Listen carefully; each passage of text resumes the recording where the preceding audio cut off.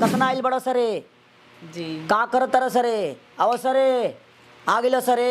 ये सम्मान आप अपने नाम के आगे जी सुनना चाहते हैं और आप अपने यूट्यूबरों को और उस मीडिया को बोलते हैं कि कतना आइल बड़ा सरे। ये खेसारी को जो गाली देगा, खेसारी के परिवार को जो गाली देगा, पूरे भोजपुरी को गाली जो दे रहा है, उसको आप इतना बड़ा सम्मान दे रहे हैं। हम अश्लील नहीं करते हैं और आप स्टेज पे जाकर और ढोड़ी का गाना सुन रहे हैं, आप खुद ही गवा रहे हैं।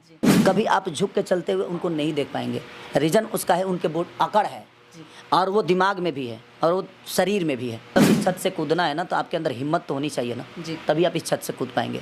और वो हिम्मत कहाँ से लाएंगे? वो खेसारी के पास हिम्मत है। जो नेपाल वाली लड़की थी जिसको उन्होंने सम्मान दिया, उसने सिर्फ इतना ही बोला था ना कि हम उनको नहीं जानते।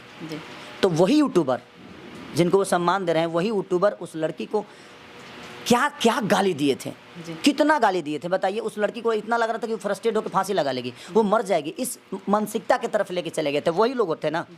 तो उस समय कहाँ थे वो?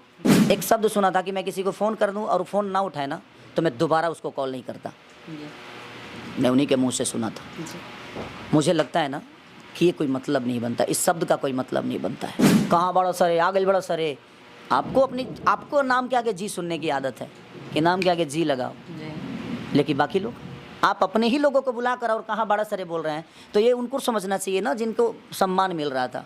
देखिए मैं वही अपने लिए किया हूँ, नहीं तो ये जितना मैं काम करता हूँ मुझे लगता है कि मैं अपने ऑडियंस के लिए करता हूँ, अपने परिवार के लिए दो पैसे कमाता हूँ। लेकिन जब मैं दान करता हूँ या मैं जब किसी का सहारा बनता हूँ तो मुझे लगता है कि वो मेरी कमाई है और वो मैं अपने लिए कमाता हूँ। क्योंकि ज़िंदगी में पैसे आप अपने बच्चे के लिए कमा सकते हैं, बट मुझे लगता है कि लोगों की दुआएं इंसान खुद के लिए कमाता है। तो जीते जी तो हर आदमी आपकी बुराई ही करता है, लेकिन मरने के बाद जब तारीफ़ होती है ना तो मुझे लगता है कि वो आपकी असली कमाई है। इसलिए मैं अपने जीवन में वो सब करते रहता हूँ। उसको आप इतना बड़ा सम्मान दे रहे हैं। मुझे किसी के सम्मान से दिक्कत नहीं है, लेकिन वो सम्मान लायक है कि नहीं ये बहुत मायने रखता है। और क्या वो सम्मान के लायक है? नहीं। आज सब लोग जानते हैं, लेकिन वो इसलिए सम्मान पा रहा है क्योंकि वो खेसारी को गाली देता है, वो खेसारी को भला बुरा बोलता है, खेसारी की फैमिली को टारगेट करता है। तो उनके नज़र में शायद वो बेहतर है। तो वो उनका तो अपना वो सोच बताता है कि अब किस सोच के और किस मानसिकता के इंसान है। तो ठीक है, उनका अपना पॉइंट ऑफ व्यू है, मैं उसके लिए गलत थोड़ी हूँ। और उनके कुछ कह देने से मेरी पोजीशन में कभी कमी नहीं आई।